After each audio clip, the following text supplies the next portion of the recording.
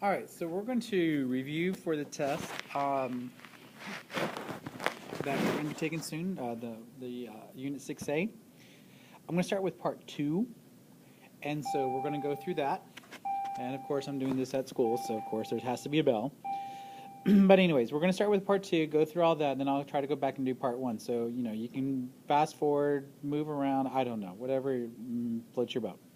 Do you remember you can use the review for the test, so, try to use that as your guideline. Okay, so anyways, this all gets filled in, but let's talk about this. You're going to need these two formulas about simple interest and compound interest. You might want to pause here, but you can see here with simple interest, the FV stands for future value, PV stands for present value, I stands for interest, again change that to a decimal, T stands for time, and N stands for the number of compounds.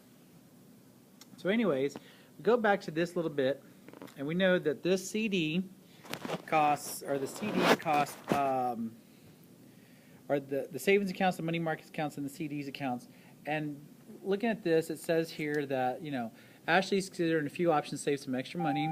One is a blah, blah, blah, blah, blah. One is a simple savings account that will pay 2.5% interest compounded monthly. Another is a money market account that will pay 3.75 compounded quarterly. She also considering a CD with a simple interest rate of 5.5%, fill in the table to evaluate the different accounts. So the idea here is that we've got the 2.5%, 3.75%, and the 5.5%. And as I said before, or those of you who have been in have already seen this in class, we can do this where we could type in the formula, and in this case, we're saying the 2.5% compounded monthly. There's the present value. Change the percent to an interest. The compound, or the compounds, monthly means there's 12 compounds, and 12 times 1. You press enter, and you get one answer. Now, if you press up on the calculator 2 times, it should have all of this highlighted. Then you could press enter, and it copies and pastes. So all you would have to do is change this little number right here to a 2, and then you got your next answer. So you should be able to fill in the table fairly quickly, or you could say get these numbers right here. And let me actually show you which column we're talking about here. So let's go back. Oops, went a little too far. There. So you can easily quickly fill in that column just like that. I mean, just by typing it in once, and then up, copy, change, enter, up a couple of times, copy, change, enter, like that. And just keep doing that, and you've got that row filled in. The next row, same thing. We do the same thing. We go through the numbers. We're doing now 0.0375, but notice this does say compounded quarterly. So this one right here is saying compounded quarterly. So make sure you take that into account. Compounded quarterly means you divide by 4. So we do that. We go through that, and then we get those numbers there. And again, I went too far because I'm just all sorts of smart like that. And so we've got that. And then for the CD, we're saying 3,000 plus 3,000 times the interest rate of 0.055 times the number of years. And then again, copy, change, all that, so that you should get those answers right there, and there you go. Now, if you do have questions on how to get, if for some reason you're not getting those answers as you were practicing this, but I mean, the main point is you remember what to do on the calculator. So hopefully in class you're getting this and you're seeing this. Anyways, so we've got that. And this was the simple interest formula right here. Now, based on that, it asks us to make a choice. And if you look at it, of course, the CD ends up getting you more money at this point. Maybe it doesn't on the test and stuff like that. But in this case, because the CD had made the most money in those 5 years, we're choosing the CD. If we had kept it for 30 years, we should get an answer of $7,950. That's just a simple matter of plugging it into the formula where it belongs. Kind of go from there. Now, the last couple of problems of the test will be about present value. Like, if you have a certain goal, like I want to save so much, and how much do I need to put away today to have a certain amount by whatever date I'm looking at. Let's say 5 years from now, 10 years from now, whatever. Okay, so here's the formula, FV, that's an F, over 1 plus I divided by N raised to the N times T power. Now, to get this divide here, that makes it simple, it would be better to use control divide, and then you'll have a fraction, then you can type it in.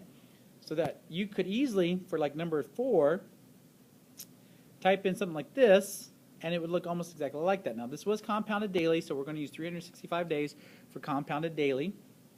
And if we do that, we should find out that it was $7,586.01. That's how much she would need to put away today to have $9,500 in 5 years. If she did that for 10 years, all we do is change this 5 to a 10, and then we could get the 10 years, which is $6,057.64. Again, none of that should be very difficult. It should be fairly easy. Now let's go on to part 1. Okay, so part 1, we were talking about, say, what, say, Jim and Javier are going to be doing. Jim is getting Jim got certified air conditioning technician. Yay! He's going to get salary. He's getting paid $18.25 an hour. So for my salary information, I would put down that he's getting paid $18.25 an hour. And then Javier is getting paid $75,000 per year because, well, Javier is just going to have a better job. There we go. So there really is no process to figure out the annual gross income, which would be the next box right in here. The annual gross income. There's no process for Javier. You just go straight down and he's making $75,000. But for Jim, you have to go, okay, he's getting $18.25 an hour. We're assuming an 8-hour day, 5 days a week. 8-hour day, 5 days a week for 52 weeks. And we find out that he can gross $37,960.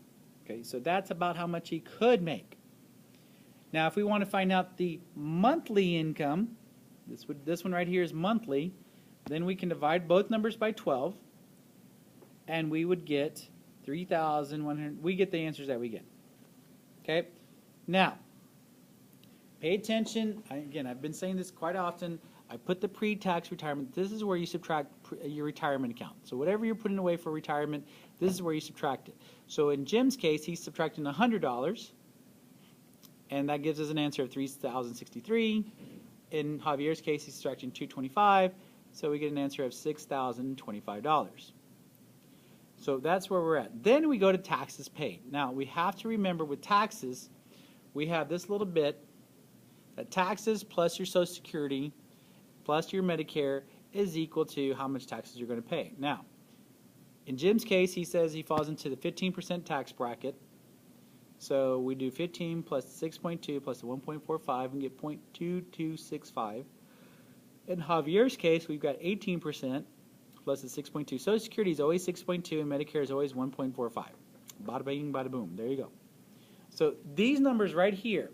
Oh, I missed the highlighter. Okay. Those two numbers right there are basically the numbers we would multiply. Where did it go? Over here. We would multiply to those two numbers. Okay? So that's where we're doing that and kind of going from there. So going to another page to do that.